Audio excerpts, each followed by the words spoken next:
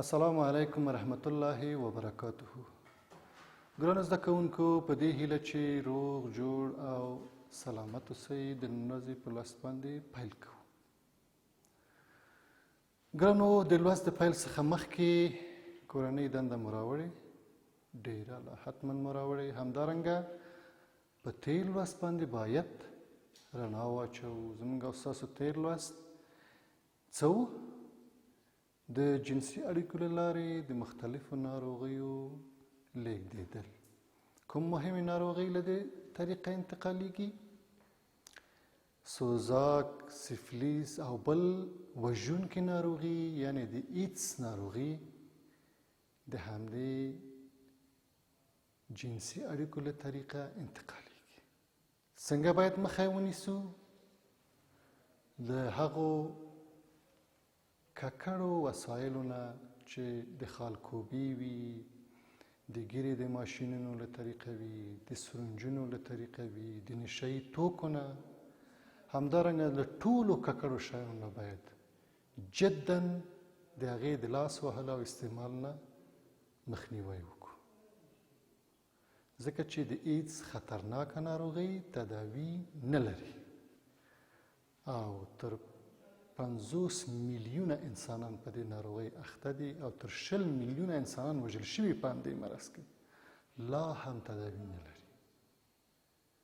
نو ځکه موږ مسؤول یو چې د الله تعالی لوی نعمت یعنې صحت، هم خپل صحت وساتو هم د نورو. نن په یو داسې بل لوست باندې پیل کوو چې هغه زموږ او ستاسو د چاپېریال پاک ساتل دی. یعنې ځان هم پاک وساتو، خپل محیط یا چاپېریال هم پاک وساتو. نو زموږ او ستاسو د نن ورځې لوست د بیولوژي د مضمون د 9م ټولګي د 1 څپرکي د 100 څخه تر 102 د کتاب مخونه مو دي او 45م لوست هم دی. د چاپېریال د ستونزې د هوا ککړتیا او د حل لارې په هکله به تاسو ته معلومات در وړاندې شي. خو د درس د پیل څخه مخکې د دې لوست مهم موخې هم باید موږ او تاسو وپېژنو. د چاپېریال ستونزې باید وپېژنو او دې ته باید ورسېږو دغه هدف ته. چاپېریال ته د ستونزو د پیدا کېدو څخه مخنیوی وکړو، دې موخې ته باید هم ورسېږو. چاپېریال پاک وساتو او دغه ذهنیت به هم د لوست تر پایه باید موږ کې پیدا شي. راځو خپل لوست. بسم الله الرحمن الرحیم. د چاپېریال ستونزې چې همغه ککړتیا ده او حل یې او د هوا ککړتیا، په دغه دریو موضوعګانو باندې باید بحث کوو. زموږ ستاسو په چاپېریال کې په دریو برخو کې ستونزې پیدا کېږي. چاپېریال مختلف ستونزې لري، خو هغه ستونزې چې زموږ چاپېریال ککړوي موږ او تاسو په دې لوست کې غواړو چې د هغه نه مخنیوی وکړو، چې هغه د اوبو ککړتیا دی، د هوا ککړتیا ده او د خاورې ککړتیا، چې په دې لوست کې یوازې د هوا په ککړتیا باندې بحث کوو. په خپله دغه آلودګي یا ککړتیا څه شی ده؟ ناغوښتل شوی بدلون، یعنې هغه تغییر یا بدلون چې موږ نه غواړو هغه لکن واقع کیږي.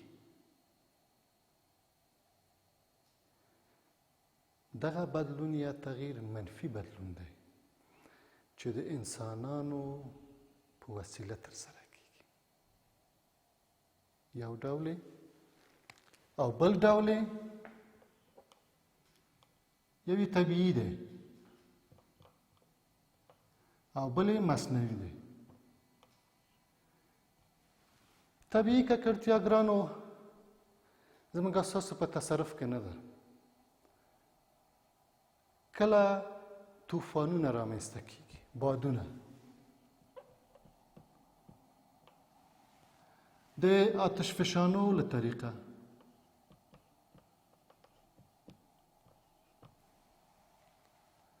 تاسې پوهیږئ چې د بادونو یا زلزلو له طریقه د آتشفشانو له طریقه هم مختلف لوګي هوا ته خپریږي چې مضره عناصر پکې دي. دا زموږ په واک کې نه دی، طبیعي پیښې دي چې د انسان په تصرف کې نه دی، یا زلزلې دي یا بادونه یا طوفانونه یا سیلابونه دي. خو په سیلابو کې موږ رول لرو چې تاسو په تېر لوست کې لوستی که چیرې ځنګلونه قطع شي سیلابونه زیاتېږي، که چې هلته واورې ذخیره کېږي نه او چې راځي ویلې کېږي او خاورې له منځه وړي، خاورې ککړوي، اوبه ککړوي. خو په زلزلو آتشفشانو کې موږ برخه نه لرو، نو دا طبیعي ککړتیا ده. اما مصنوعي ککړتیا دا د انسانانو په تصرف کې دی. د 18مې پېړۍ صنعتي انقلاب را دې خوا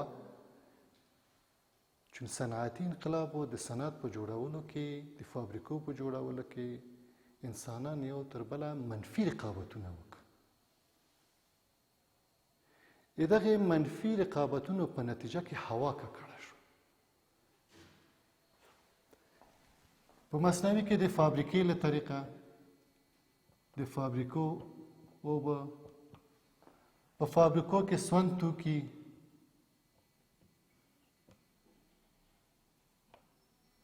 او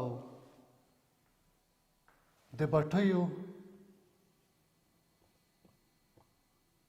سون توکي، د مختلفو دواګانو، زراعتي دواګانې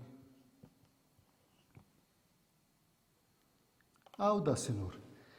له دې طریقه موږ او تاسو اوبه ککړه کړه، ځکه د فابریکو اوبه سیندونو ته راځي. او زموږ او ستاسو په هیواد کې چې صنعتي هیواد نه یو، زیاتره ککړتیا د سون د توکو څخه دی.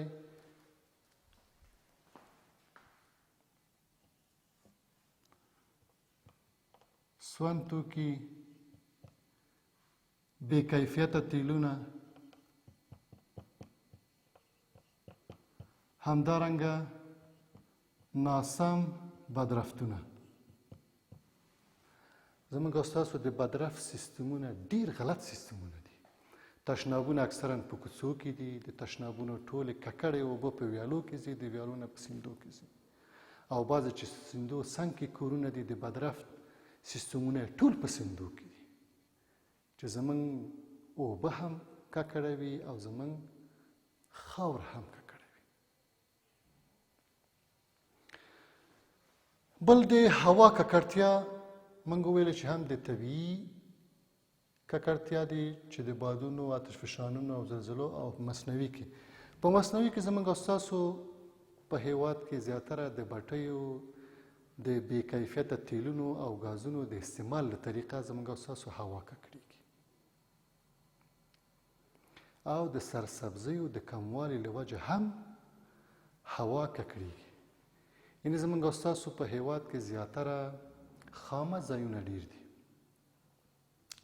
سرسبزي پکې کمه ده، او سړکونه هم اکثرا پاخه نه دي، چې د موټرو ډېر رفت آمد زموږ او ستاسو هوا ککړوي.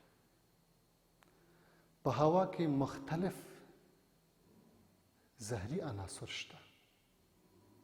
مخکې موږ ویل چې زموږ بدرفتونو سیستم ناکام او ناسم سیستم دی، چې حتی بعضې بیخي دغه سیستم نه لري، او دوی بدرفتونه مثلا په هغو جګو تپو او غرونو کې چې ژوند کوي، دا سړک ته راځي دوی بدرفتونه د باران په وسیله. خو باران کې موټرې چې کله حرکت کوي نو دغه خاورې دوړې هوا ته انتقالوي،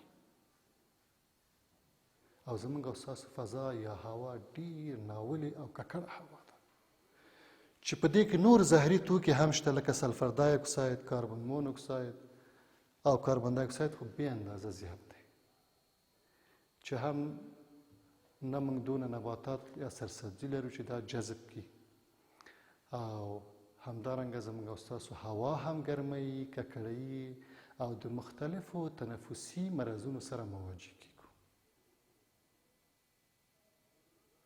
همدارنګه سلفر دای اکسایدونه دا چې کله په بدن کې تنفس شي تیزابونه ورنه جوړیږي او حتی د مرګ سبب کیږي زموږ ستاسو. نو موږ مسؤل یو چې خپله هوا ککړ نه کړو او خپل هوا پاک وساتو. نن موږ څه وروسته ګرانو زده کوونکو د چاپیریال ستونزې او د حل لارې او همدارنګه د هوا ککړتیا. چاپیریال کوم ستونزې لري زموږ ستاسو؟ د اوبو ستونزې لري، د هوا ستونزې لري او د خاورې ستونزې لري. یعنې اوبه هم ککړې دي، هوا هم ککړې دي او خاوره مو هم ککړې دي. نو څنګه باید وکړو؟ خپله اوبه پاک وساتو، زیات زراعتي درمل استعمال نه کړو، خپل بدرفونه اوبو ته سم نه کړو او همدارنګه هوا سره هم پاک وساتو. د هوا په پاک ساتلو کې د ډبرو سکاره زیات استعمال نه کړو، بې کیفیته تیلونه استعمال نه کړو او مخکې مو وویلې چې د هغو انرژیو نه ډېر کار واخلو چې هغه نوي کیدونکي دي، لکه د برق انرژي، د باد انرژي، د لمر انرژي. له دې پاکو انرژیو څخه باید موږ او تاسو کار واخلو تر څو چې زموږ اوبه، هوا او خاوره ککړ نه شي. دا و زموږ او ستاسو د نن ورځې لوست. اوس تاسې خپلې کتابچې پرانیزئ او کورنۍ دنده ولیکئ.